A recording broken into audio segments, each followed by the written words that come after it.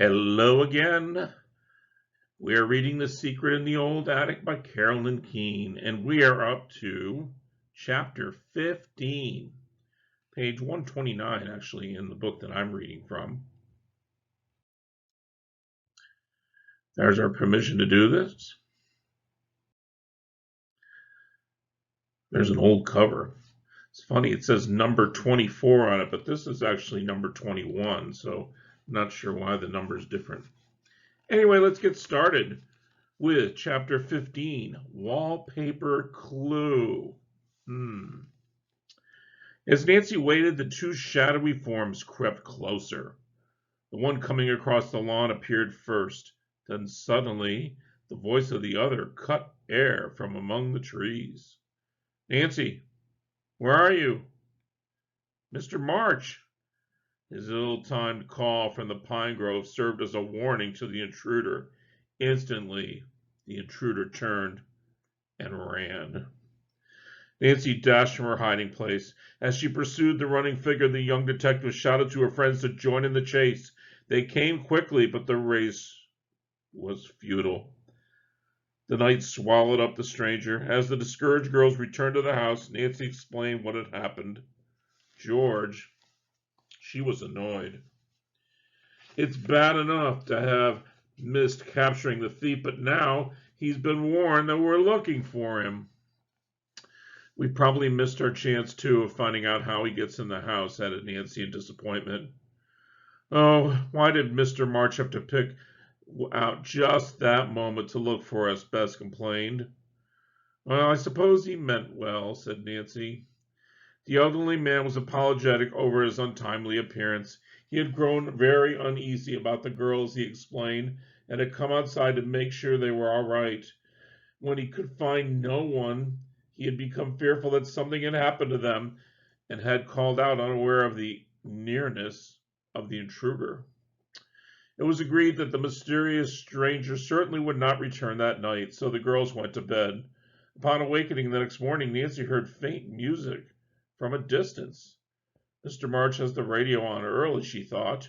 When Nancy reached the dining room, she found him already at the breakfast table with Susan. But neither of them were eating. They were intently listening to a man singing. "One of my daddy's pieces, Nancy," cried the little girl. As Nancy listened, she realized this composition was somewhat different from the others that Mr. March attributed to his son. It was a beautiful love song in waltz time. 3 words caught the girl's attention: "My heart's desire." Where have I heard that phrase before in connection with this mystery, she wondered. For nearly an hour, the melody continued to haunt her. Then suddenly she knew why. Running to Mr. March, she yelled, "I believe you were right in the first place about the clue to the missing music." "How's that?" "Why, those letters written by your son to his wife, the words, 'My heart's desire,' appear in one of them." "So they do," the elderly man agreed. Nancy was eager to read the love letters again. Since they were still at her own home, she decided to go there at once. But before Nancy could leave, Susan called her upstairs to admire the child's dress-up costume. Holding up a trailing skirt with one hand, she flourished a silk parasol umbrella in the other. "I found these in a hall closet. Let's go down and show Grandpa," Susan said eagerly. "Do I look like a real grown-up lady now?" "Those high-heeled shoes certainly make you seem taller," Nancy said. "Watch out, or you'll end up tripping." As they started down the stairway, the child stumbled down the steps. Nancy was only a few steps behind, grabbed Susan just in time. But the sharp-pointed parasol got out of control and tore a jagged hole in the wallpaper. It revealed several bars of music. "Oh, I didn't mean to do it," Susan cried in dismay. "What will Grandpa say?" "Well, it wasn't your fault," Nancy said. "Fortunately, you weren't hurt, and you've uncovered what looks like a clue." Excitedly, Nancy examined the torn place. Several tiny bars of music were painted on the wall. Nancy summoned Mr. March to the stairway. At first he thought she was calling attention to the costume, but when the elderly man saw the music notes, he too became excited. Maybe it's part of one of our old family songs, he said. I'd like to know if there's any more of it here. Let's tear off the paper, Mr. March urged. It's too faded to worry about anyway. Inch by inch, with the help of Nancy, Bess, and George, he removed a large area of the wall covering. It was slow, tedious work, but at last they were successful. Gradually, a charming, old-fashioned scene was revealed of a woman seated at a piano and a man beside her singing. The last bit of paper to come off partially covered the music rack of the piano. Someone had sketched in a sheet of music, the notes of which had at first drawn Nancy's attention. Printed in tiny lettering was the composer's name, a member of the March family. Nancy hummed the pictured notes. The tune was indeed one which Phip March had elaborated on and was a current hit. Now that we have real proof that Ben Banks is an impostor, this is one of the melodies he claims is his, Mr. March exclaimed. Would a court accept such evidence? George asked. I think it would, Nancy said. Of course, it might not be necessary to go to such lengths. If Mr. Jenner knows we have a case against him, he'll probably prefer to settle matters without a lawsuit. If you wish, Mr. March, I'll go see that publisher. Yes, do that, he urged. Nancy asked Bess and George if they would accompany her to Mr. Jenner's office in Oxford, a town several miles from River Heights. The girls were eager to go and suggested starting at once. An hour later, they arrived at their destination, a very dingy, brick-looking structure. Well, this isn't very inviting, said Bess as they entered. From an upstairs room came the strains of a swing band. In another section of the building, someone was picking out a few notes on a piano. Listen, Nancy cried suddenly. I don't hear anything except that loud music, George declared. The tune is catchy, but all those discords in the music. The person at the piano is playing one of Phip March's songs, Nancy said. The girls moved nearer to the closed door. Soon the piano playing ceased abruptly. After waiting a moment, the callers went along the hall until they came to a door which bore the name of the music publisher. Nancy and her friends entered. They found themselves in an untidy little room. A desk was piled high with papers, books, and stacks of music. A girl sat at a typewriter. She chewed gum to the rhythm of her typing and did not even look up for a long while. Well, she inquired at last.